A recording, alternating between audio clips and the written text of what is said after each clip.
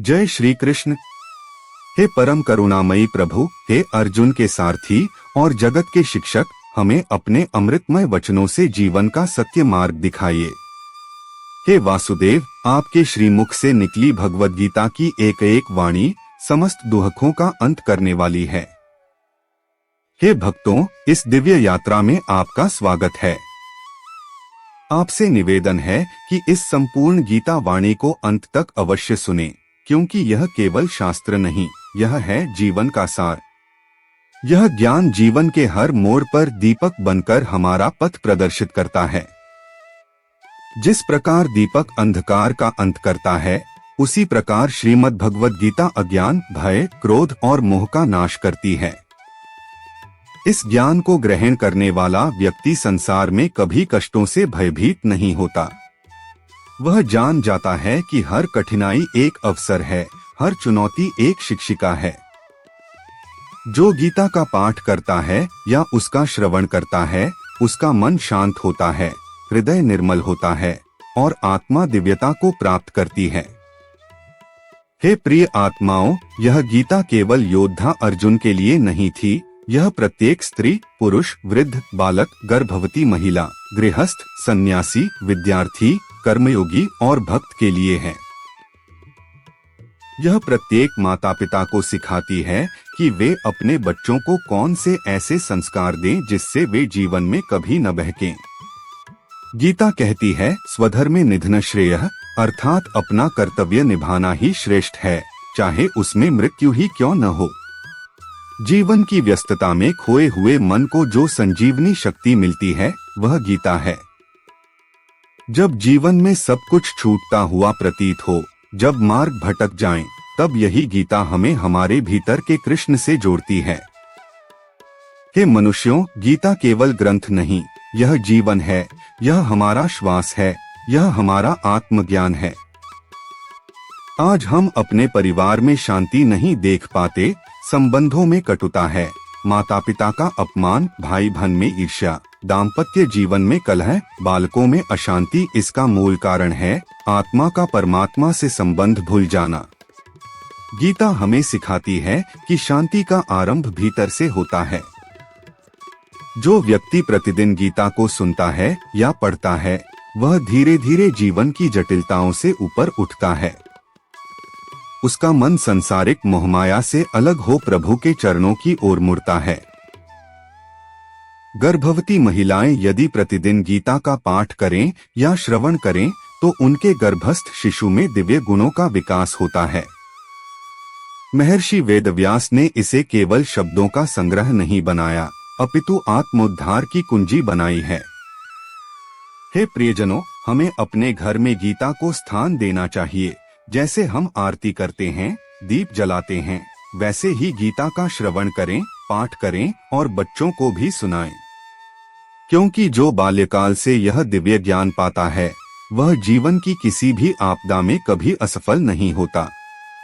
यह श्री कृष्ण की वाणी है, योगस्थः कुरु कर्माणि, अर्थात योग में स्थित होकर कर्म करो, फल की चिंता मत करो। संसार में हम दुखी इसलिए होते हैं क्योंकि हम परिणामों में उलझ जाते हैं। हम चाहते हैं कि हमारे कर्मों का फल हमारी अपेक्षा के अनुसार हो, पर जब वैसा नहीं होता तो हम टूट जाते हैं। पर श्री कृष्ण कहते हैं, कर्म करो, पर स्वयं को उस कर्म के परिणाम से बांधो मत। यही है शांति का रहस्य।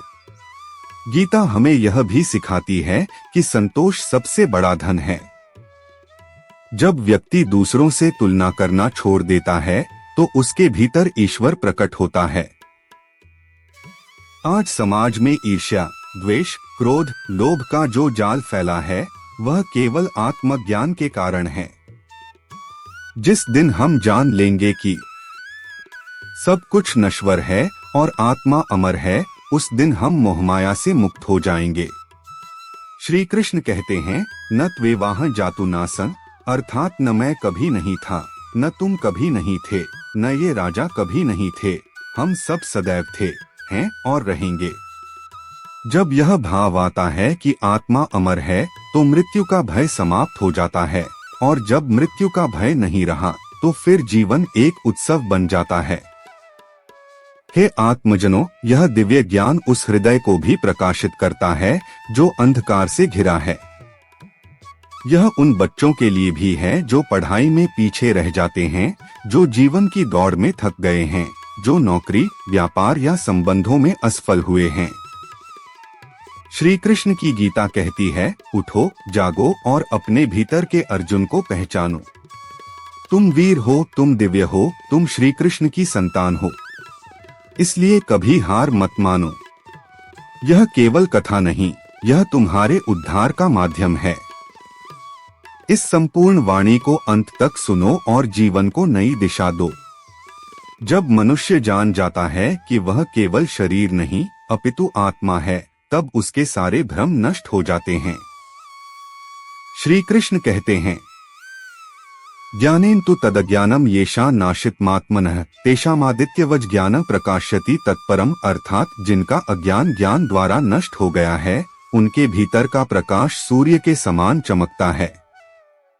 यही प्रकाश हमें जीवन के हर अंधकार से बाहर निकालता है। जीवन में कोई भी परिस्थिति स्थायी नहीं है। सुख और दुख, लाभ और हानि, जय और पराजय, ये सब केवल अनुभव हैं, परिवर्तनशील हैं। पर जो आत्मज्ञानी है वह इन सब से परे हो जाता है। यही कारण है कि जो गीता का चिंतन करता है वह किसी भी विपरीत स्थिति में संतुलन नहीं खोता। जब संसार आपको अस्वीकार करता है, तब श्री कृष्ण आपको स्वीकार करते हैं। जब सारा संसार पीठ मोड़ लेता है, तब गीता कहती है, मां शुचः, अर्थात शोक मत करो। आज की इस जीवन शैली में हर व्यक्ति चिंता से ग्रस्त है। कोई भविष्य की चिंता में, कोई संबंधों में, कोई पैसे में, कोई सफलता के अभाव में। पर श्री कृष्ण की वाणी हमें बार बार यही कहती है, कर्म करो, फल की चिंता मत करो, क्योंकि चिंता चिता समान है। जो चिंता करता है वह स्वयं को जला रहा है। गीता हमें मानसिक स्वतंत्रता देती है। जो व्यक्ति हर दिन गीता पढ़ता है, उसका मन धीरे धीरे स्थिर होता है। वह प्रतिक्रिया करना छोड़ता है और उत्तर देना सीखता है। वह शांति को ढूंढता नहीं, वह स्वयं शांति बन जाता है। परिवार में प्रेम बना रहे, इसके लिए भी गीता का ज्ञान अनिवार्य है। जहां हर व्यक्ति अपने कर्तव्यों को ईश्वर सेवा समझकर निभाता है, वहां कलह नहीं होती। गीता माता पिता को सिखाती है कि बच्चों को केवल किताबी ज्ञान नहीं, आत्मिक ज्ञान भी दें। उन्हें बचपन से यह समझाएं कि जीवन केवल नौकरी या सफलता का नाम नहीं, यह सेवा, विनम्रता और करुणा का मार्ग है। एक ऐसा बच्चा जो गीता की भावना से पलाबढ़ा हो, वह चाहे जीवन में किसी भी क्षेत्र में हो, पर वह सदैव धर्म के मार्ग पर चलेगा। वह दुख देने वाला नहीं, दुख हरने वाला बनेगा। गर्भवती महिलाएं यदि गीता का श्रवण करें तो उनका मन शांत होता है, चिंता कम होती है और गर्भस्थ शिशु पर शुभ प्रभाव पड़ता है। जैसा वातावरण गर्भ में होता है, वैसा ही स्वभाव बालक का बनता है। अतः गीता का श्रवण केवल एक साधना नहीं, यह भावी पीढ़ी को भी संस्कारित करने का उपाय है। आज जब घरों में कलह है, रिश्तों में स्वार्थ है, तो उसका समाधान है श्री कृष्ण का समत्व योग उच्यते, अर्थात समत्व संतुलन, यही योग है। जब हम सभी को एक समान दृष्टि देखने लगते हैं, न कोई अपना न पराया, तब हमारा हृदय विशाल बनता है। गीता सिखाती है कि ईर्ष्या, द्वेष, घृणा और कटुता ये सब आत्मा की अशुद्धियां हैं। जो व्यक्ति प्रतिदिन कुछ समय गीता श्रवण को देता है, उसका मन निर्मल हो जाता है, वाणी मधुर हो जाती है, व्यवहार सात्विक हो जाता है। वह अपने से छोटे का सम्मान करता है, बड़े का आदर करता है और समवयस्क का स्नेहपूर्वक साथ निभाता है। यही तो है दिव्यता का लक्षण। गीता केवल युद्ध भूमि की बात नहीं करती, यह हमारे भीतर के युद्ध की बात करती है। हमारे भीतर काम, क्रोध, लोभ, मोह, अहंकार ये सब जैसे शत्रु हैं, और विवेक, धैर्य, श्रद्धा, करुणा, क्षमा, ये सब हमारे मित्र हैं। श्री कृष्ण हमें भीतर के इन शत्रुओं से जीतने की कला सिखाते हैं।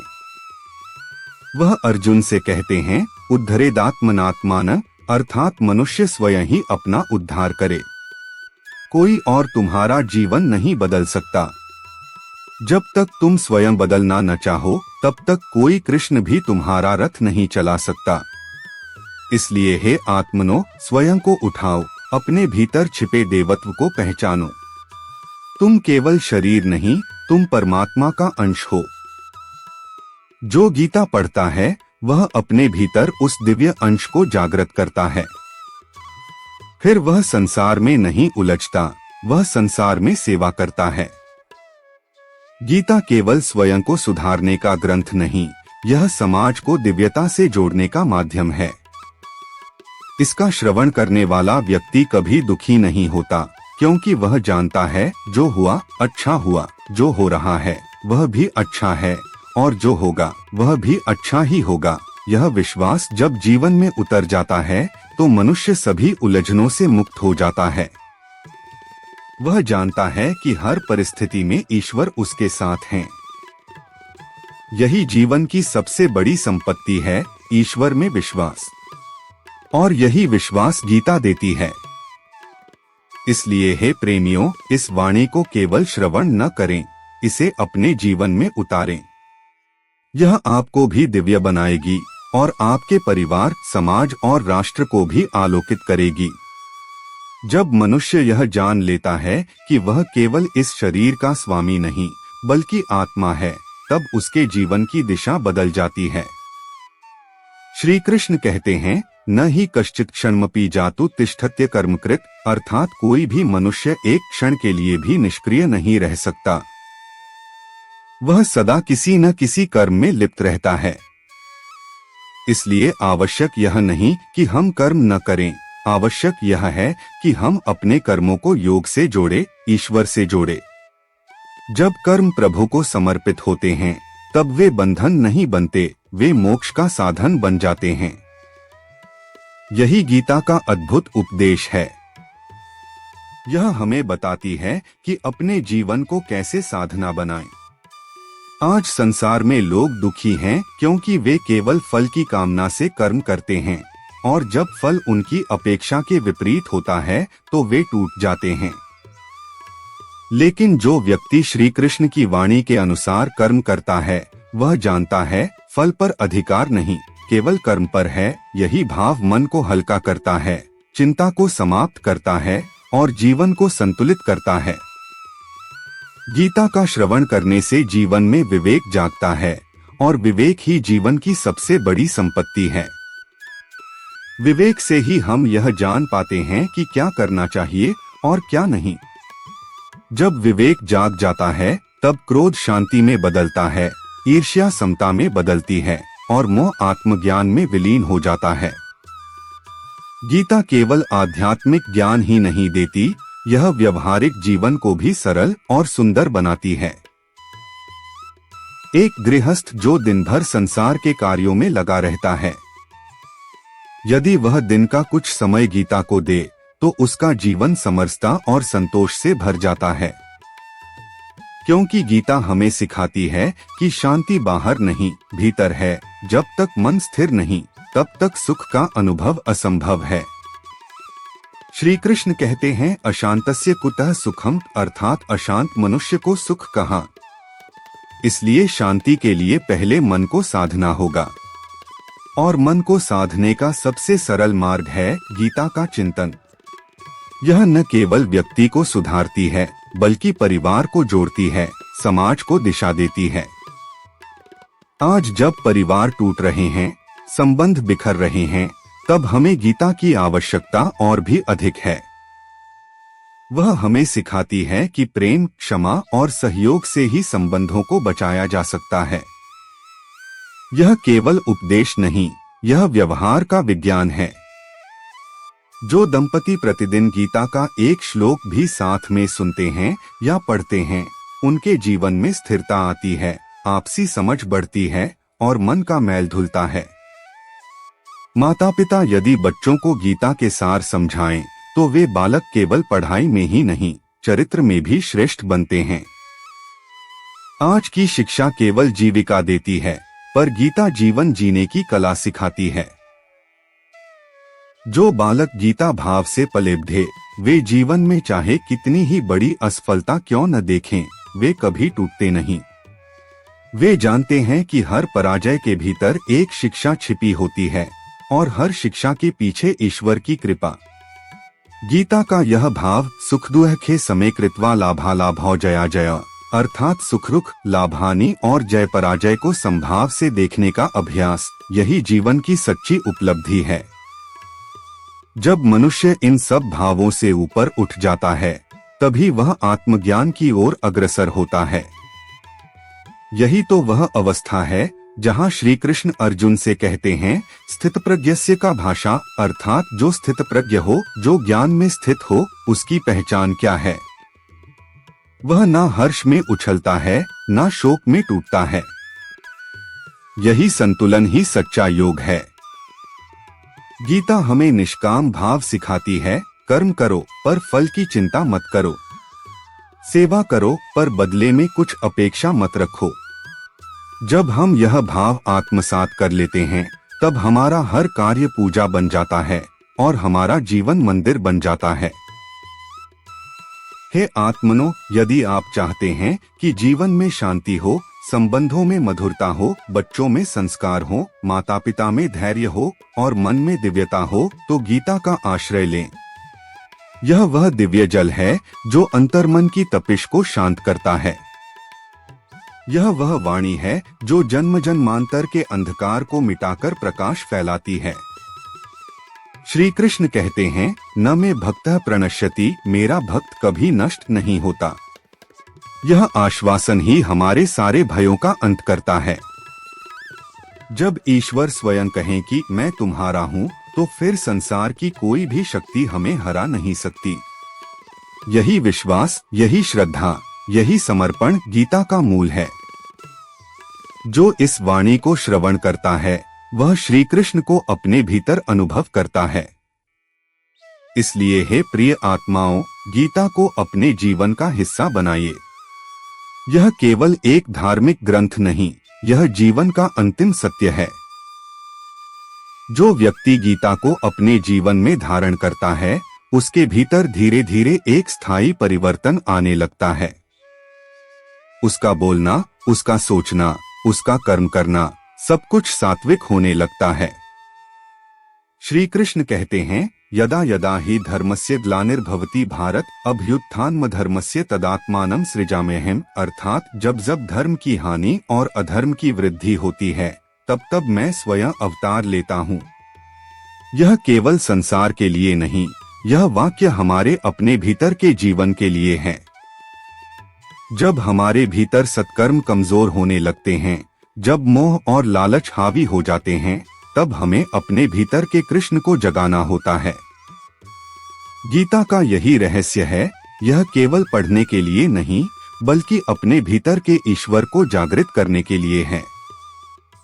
गीता का श्रवण करने वाला व्यक्ति धीरे धीरे अपने मन, वाणी और व्यवहार पर संयम रखना सीखता है। जब कोई आपको अपशब्द कहे और फिर भी आप शांत रहें, तो जान लीजिए कि गीता आपके भीतर बोलने लगी है। जब कोई आपके साथ अन्याय करे और फिर भी आप बदले की भावना न रखें, तब समझ लीजिए कि गीता ने आपके मन को छू लिया है। गीता केवल ज्ञान नहीं, वह व्यवहारिक तप है। जब हम शांति के लिए दूसरों को बदलना चाहते हैं, तब संघर्ष बढ़ता है, लेकिन जब हम स्वयं को बदलना शुरू करते हैं, तब संसार अपने आप बदलने लगता है। श्री कृष्ण कहते हैं, उद्धरेदात्मनात्माननात्मानमवसाद्येत, अर्थात स्वयं का उद्धार स्वयं करो, स्वयं को नीचे मत गिराओ। कोई गुरु, कोई किताब, कोई मंदिर तब तक हमारे जीवन को नहीं बदल सकते, जब तक हम स्वयं बदलने का निर्णय न लें। गीता हमें यही आत्मनिर्भरता सिखाती है कि मनुष्य को स्वयं अपने भीतर उतरकर अपने दोषों को पहचानकर उन्हें पराजित करना है। यही सच्चा तप है। आज संसार में जो मानसिक तनाव, अवसाद, भय और अकेलापन है, उसका समाधान किसी दवा में नहीं, गीता के एक श्लोक में छिपा है। जब हम यह जान लेते हैं कि हम अमर आत्मा हैं, तब मृत्यु का भय समाप्त हो जाता है।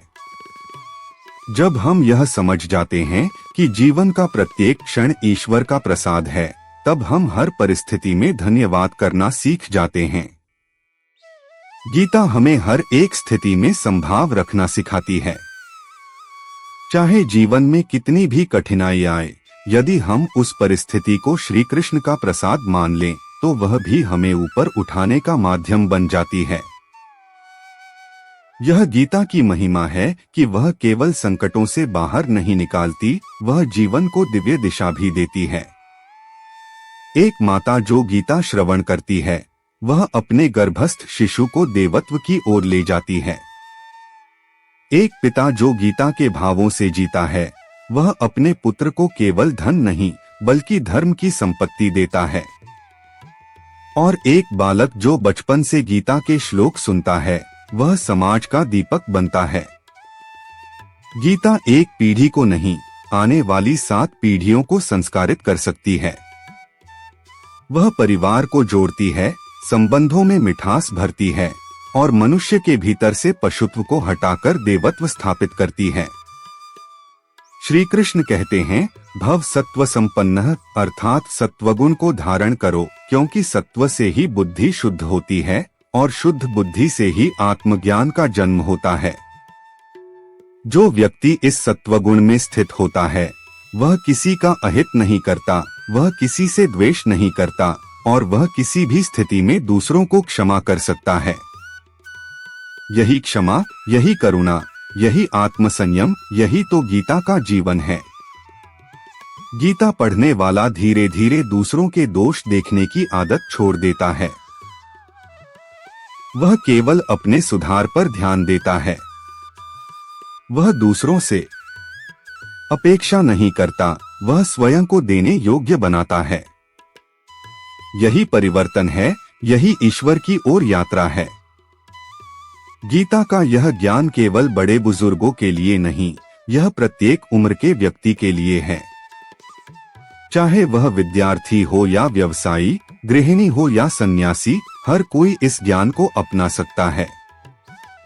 श्री कृष्ण ने अर्जुन को युद्ध भूमि में यह उपदेश इसलिए दिया, क्योंकि जीवन स्वयं एक युद्ध भूमि है, जहां मोह और ममता के बाण चलते हैं, जहां लोभ और क्रोध की तलवारें हैं और जहां आत्मा को हर रोज परीक्षा देनी होती है। इस युद्ध में विजय पाने के लिए गीता ही हमारा शस्त्र है और श्री कृष्ण ही हमारे सारथी हैं। जब हम यह स्वीकार कर लेते हैं कि मैं कुछ नहीं, केवल ईश्वर का माध्यम हूँ, तब अहंकार मिटता है और सेवा का भाव जागता है। यही वह स्थिति है जहाँ गीता अपने आप को हमारे जीवन में प्रकट करती है। इसलिए हे आत्मन, आज ही गीता को अपने जीवन का हिस्सा बनाओ। चाहे दिन में केवल 5 मिनट ही क्यों न हो, लेकिन उसे श्री कृष्ण को समर्पित करके श्रद्धा से गीता के 2 श्लोक भी सुनना शुरू करो। फिर देखो कैसे जीवन का मार्ग स्वयं प्रशस्त होता चला जाएगा। जब मनुष्य का हृदय श्री कृष्ण की वाणी से पूर्ण हो जाता है, तब न उसमें भय रह जाता है, न मोह, न क्रोध, न लोभ। वह जान जाता है कि यह जीवन केवल कर्मभूमि है और उसके प्रत्येक कर्म का साक्षी स्वयं परमात्मा है। श्री कृष्ण कहते हैं, सर्वधर्मान परित्यज्य मामेकं शरणं व्रज। जब तक हम अपने छोटे छोटे अहंकार, मोह, अपेक्षा, द्वेष, क्रोध और अपने पराये के भेदभाव से चिपके रहते हैं, तब तक हम ईश्वर की शरण नहीं ले सकते। पर जिस क्षण हम निःशर्त समर्पण करते हैं, उसी क्षण हमारे सारे बंधन टूटने लगते हैं। यही गीता की अंतिम वाणी है, समर्पण। जीवन की यात्रा में यह समर्पण ही सबसे बड़ा बल है। जब हम अपने कर्मों को प्रभु अर्पण करते हैं, जब हम अपने हर दिन की शुरुआत श्री कृष्ण के स्मरण से करते हैं, जब हम अपने हर कार्य में उसे सहभागी मानते हैं, तब जीवन में स्थिरता, शांति और आनंद का प्रवेश होता है। आज इस आधुनिक युग में जहां हर कोई भाग रहा है, कोई पैसे के पीछे, कोई सफलता के पीछे, कोई मान सम्मान के पीछे, वहाँ गीता हमें रुककर स्वयं को देखने की प्रेरणा देती है।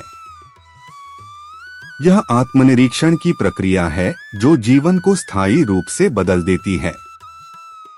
यदि हर घर में गीता की वाणी गूंजे तो वहाँ कलह नहीं होगा, क्लेश नहीं होगा, वहाँ संवाद होगा, समाधान होगा और सहअस्तित्व की भावना होगी।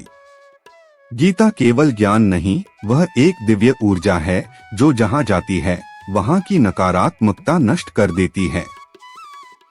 अतः घर में प्रतिदिन गीता का पाठ या श्रवण केवल एक धार्मिक अनुष्ठान नहीं, वह परिवार को जोड़ने वाली अदृश्य डोर है। विशेष रूप से गर्भवती माताओं के लिए यह अमृत समान है, क्योंकि गर्भस्थ शिशु जो कुछ वह सुनता है उसका प्रभाव उसकी चेतना पर पड़ता है। यदि वह गीता की वाणी सुनता है तो वह जन्म से ही साहसी, शांत, संयमी और विवेकी बनता है। श्री कृष्ण की वाणी माँ की कोख से ही उसे एक दिव्य संस्कार दे देती है। यह केवल मातृत्व की सेवा नहीं, यह एक नए युग के निर्माण की आधारशिला है। गीता यह भी सिखाती है कि बच्चों को केवल बाहरी सफलता की दौड़ में मत धकेलो, बल्कि उन्हें भीतर से भी समृद्ध बनाओ। उन्हें सिखाओ कि सम्मान से जीना और अपने आत्मसम्मान को बचाना यही सच्ची विजय है। जो बच्चा बचपन से गीता के आदर्शों में पलता है वह केवल डॉक्टर, इंजीनियर या अधिकारी नहीं बनता, वह एक अच्छा मनुष्य बनता है। और यही इस संसार को सबसे अधिक आवश्यकता है, अच्छे, सच्चे, शांत, करुणामयी मनुष्यों की। हे आत्मनो, यदि आप जीवन की हर कठिनाई, हर विपत्ति, हर भ्रम और हर भय से मुक्ति चाहते हैं तो गीता से जुड़िए। प्रतिदिन केवल 5 से 10 मिनट भी यदि आप श्री कृष्ण की वाणी को श्रद्धा से सुन लें तो वह अमृत आपके भीतर उतरता है। वह धीरे धीरे आपके भीतर से अज्ञान का अंधकार मिटा देता है और आपको जीवन के सत्य से जोड़ देता है। श्री कृष्ण कहते हैं, न ही कल्याणकरित कश्चित् दुर्गति तात गच्छति, अर्थात जो शुभ कर्म करता है वह कभी पतन को प्राप्त नहीं होता। यह वचन केवल आश्वासन नहीं, यह श्री कृष्ण का वचन है जो संपूर्ण विश्व का पालनहार है, जो काल के भी पार है। उसके वचनों पर पूर्ण विश्वास करना ही भक्ति है। और यही विश्वास हमारे भीतर तब जागता है जब हम गीता को सुनते हैं, पढ़ते हैं और जीते हैं। इसलिए हे प्रिय आत्माओं, अपने जीवन में यह संकल्प लीजिए कि आप गीता को केवल एक ग्रंथ नहीं बल्कि जीवन की मार्गदर्शिका बनाएंगे। बच्चों को संस्कार देंगे, परिवार में प्रेम और क्षमा का भाव रखेंगे और प्रतिदिन कुछ समय आत्मचिंतन, श्रवण और मौन में बिताएंगे। यही जीवन को सुंदर और सार्थक बनाएगा। श्री कृष्ण की कृपा सदा उन पर बनी रहती है जो उनके ज्ञान को अपने जीवन में स्थान देते हैं। इस संपूर्ण श्रीवाणी को सुनने के लिए आपका हृदय से धन्यवाद। प्रभु श्री कृष्ण से मेरी यही प्रार्थना है कि वे आप सभी श्रोताओं के जीवन में शांति, संतुलन, विवेक, प्रेम और सच्चा संतोष प्रदान करें। हे वासुदेव, हे माधव, हे परमात्मा, हमें अपनी कृपा से वह दृष्टि दो जिससे हम हर परिस्थिति में तुम्हें ही देख सकें। हमें वह शक्ति दो जिससे हम मोह से परे होकर कर्म में लीन रहें, सेवा में समर्पित रहें और तुम्हारे चरणों में अचल श्रद्धा रखें। हे प्रभु, हमें सत्संग का अवसर दो और भगवद गीता की दिव्य वाणी को जीवन भर सुनने, समझने और अपनाने की प्रेरणा दो। कर्मा कुटीर चैनल पर यह संपूर्ण श्री कृष्ण वाणी एक प्रयास है आपके जीवन को प्रकाश देने का। यदि यह वाणी आपको स्पर्श करे तो कृपया इसे औरों तक पहुंचाएं, क्योंकि यह ज्ञान जितना बांटा जाए उतना ही बढ़ता है। आपके जीवन में श्री कृष्ण की कृपा बनी रहे, यही हमारी शुभकामना है। राधे राधे।